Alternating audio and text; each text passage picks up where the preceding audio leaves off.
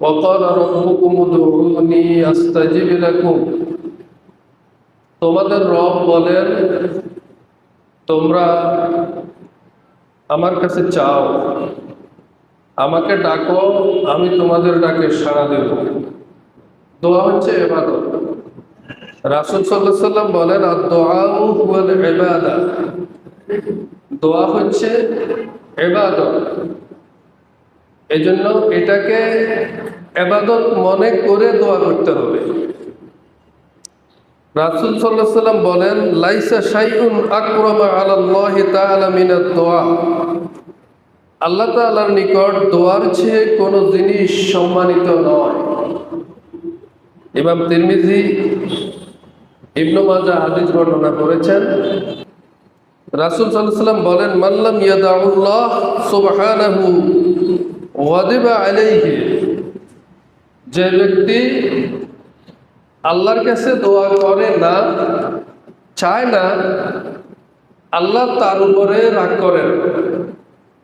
যে ব্যক্তি আল্লাহর কাছে চায় না, আল্লাহ তার উপরে রাগ করেন। সুতরাং দোয়া অত্যন্ত গুরুত্বপূর্ণ একটি বিষয়। দোয়া করতে হবে, কিন্তু দোয়ার কিছু আদব আছে। আমরা দোয়া করি, আমাদের দোয়া কবুল হয় না। তার কারণ হলো আমরা আদব রক্ষা করে দোয়া করি না। রাসূল সাল্লাল্লাহু আলাইহি সাল্লাম যেভাবে দোয়া করতেন, সাহাবায়ে কেরাম যেভাবে দোয়া করতেন, সেই ফর্মুলায় যদি আমরা দোয়া করি তাহলে আমাদের দোয়া আল্লাহ কবুল করবেন ইনশাআল্লাহ। একনিষ্ঠতার সাথে দোয়া করতে হবে, একনিষ্ঠতার সাথে।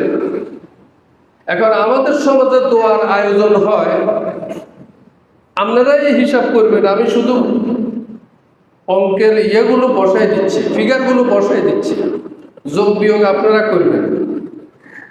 বেনামাজি ধর্মের ভিতরে নাই। আই রিপিট, বেনামাজি ধর্মের ভিতরে নাই। আমি আবার বলছি, বেনামাজি কোনো ধর্মের লোক নয়। এবার রাসূল সাল্লাল্লাহু আলাইহি সাল্লামের মুখে শুনেন লা দীনা লিমান লা সালাতা লাহু। আগের বারে বুঝছেন, আমি কইয়ে এবারে বুঝিলন। মুহাম্মদ সাল্লাল্লাহু আলাইহি সাল্লাম বলতেছেন লা দীনা লিমান লা সালাতা লাহু, যার নামাজ নাই তার কোনো ধর্ম নাই। কথা কি ক্লিয়ার? তা আপনি দোয়ার আয়োজন করলেন যে সেখানে তো সব বেনামাজি না, এবং আয়োজন গোষ্ঠীও বেনামাজি। যারা আয়োজন করেছে সব বেনামাজি। বেদিশা দোয়া হইব, জিরা ফিরেছ তু ওদের দোয়া করেন। আমাদের দেশে এরকম দোয়ার আয়োজন হয় কিনা? কিনলে এই কষ্টটা করো, কার জন্য এই কষ্টটা আমাকে একটু বলেন। যারা এখানে শিক্ষিত আছেন, অন্তত যারা এসএসসির উদ্যোগ গেছেন, তাদের বিবেকের উপরে আমি একটু এই আবদারটা করতে চাই। মানে এই তামাশাটা কেন? বেনামাজি কি আয়োজন করে? আরে হে তো এর পাপের জন্য দোয়ার আয়োজন করার কোনো অধিকার নাই। এর পাপের জন্য এত বেনামাজির ধর্মের ভিতরে নাই। এবার আসেন আরেকটু ক্লিয়ার করি। মান তারাকা সালাতান মাকতুবাতান মুতাআম্মিদান ফাকাদ কাফারা, যে ব্যক্তি ইচ্ছে করে ফরজ নামাজ ত্যাগ করলো সে কাফির হয়ে গেল। তাদের বাপের জন্য তার কোনো ফাংশন আর রইল না। বাপের জন্য দোয়ার আয়োজন করতে হইলে ন্যূনতম যোগ্যতা লাগবে যে সে নামাজি। নেতার জন্য আয়োজন করতে হলে ন্যূনতম যোগ্যতা লাগবে যে কর্মীটা নামাজি। কথাটা কি ক্লিয়ার বুঝেছেন? বুঝেন। হুজুরকে কথা ভালো হতে আমার কাছে কড়া লাগে, খর লাগে, চুকা লাগে। তো ধর্মের ভিতরে নাই। সে আসি একেবারে দিনে পিটিরা মিলে মসজিদ পুড়ে গেছে। সুতরাং দোয়ার যে আদব, সে আদব হইল যে দোয়াকারীরা সবাই নামাজি হইতে হবে। বেনামাজি শুধু একটা দোয়া করতে পারবে, বেনামাজি শুধু একটা দোয়া করতে পারবে, যে কোনো জায়গায় আল্লাহ আমাদের নামাজি বানাই দাও। ইমাম শামসুদ্দিন আয-যাহাবী রাহিমাহুল্লাহ যে কিতাব লিখেছেন কিতাবুল কাবায়ের, তিনি সেখানে এই কথাটা এনেছেন এভাবে যে কোন বেনামাজি যদি কারোর জন্য দোয়া করে সেই দোয়া আল্লাহ কবুল করেন না, কোন বেনামাজির জন্য যদি কেউ দোয়া করে সেই দোয়া আল্লাহ কবুল করেন না।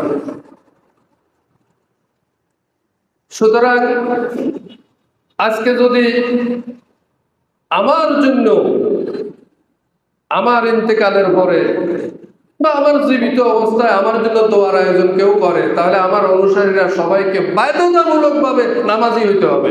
আজকে এই মাসালা নিয়ে মসজিদ থেকে বেরোবেন বাধ্যতামূলক। কোন ছেলে যদি চিন্তা করে আমার আব্বাল্লাহ দোয়া করা, ছেলেকে অবশ্যই নামাজি হইতে হবে।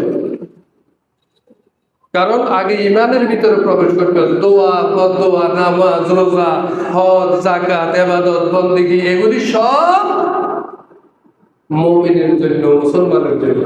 কার জন্য? ইসলামের বাইরে কারোর জন্য কি আছে এটা? জুমার নামাজ কি কোনো চা দোকানে হয়? জীবনে হয়েছে? তাহলে বুঝেন, যার জায়গা যেটা সে সেখানে আসবে, সেখানে করবে, সেই বৈশিষ্ট্যের আলোকেই করবে। কথা কি বোঝা যায়? সুতরাং দোয়ার আদব হচ্ছে নামাজি হতে হবে। 2 নম্বর, তারপরে দোয়ার আদব হচ্ছে একনিষ্ঠভাবে দোয়া করতে হবে। দোয়ার ভিতরে যখন আমরা দোয়া হাত তুললাম, হাত উঠাইলাম, আল্লাহর কাছে দোয়া করতেছি, হুজুর কত রকমের আপনার এই কোরআনের আয়াত পড়তেছে, হাদিসের দোয়াগুলো পড়তেছে, আমি হাতে কানে এমনি তুলি, অন্য মানুষ কই ভেটকাই দিছে, কি হবে আপনার দোয়ার দরকার না, আপনি আসলেন কেন? এরপরে হাতের তুলছে কেউ এভাবে, কেউ এভাবে, হাতটা তুলার সুন্নত জানে না, দোয়া হাত তুলবেন কিভাবে? 1 নম্বর সুন্নত বুক পরিমাণে হাত উঠবে। 2 নম্বর সুন্নত হাতের তালু কেবলামুখী আকাশমুখী থাকবে। কথা কি বুঝতেছেন? 3 নম্বর সুন্নত হাতটা স্বাভাবিক থাকবে, এভাবে এভাবে দোয়া করে হিন্দুরা। কথা বোঝা যায়? এভাবে দোয়া করে হিন্দুরা, বৌদ্ধরা, খ্রিস্টানেরা। তা আপনি মুসলমান এভাবে, আবার কেউ না কিচ্ছে আপনি দড়িরে দোয়া করতেছে। দোয়া মোনাজাত ধরে পাশের জনের দিকে রেখে হাসের, হাতের কোতরা টানের, হাতের সিম্বার জামা টানের। ম্যাক্সিমাম সম্মিলিত দোয়াগুলোতে এই বেয়াদবিগুলো হয়।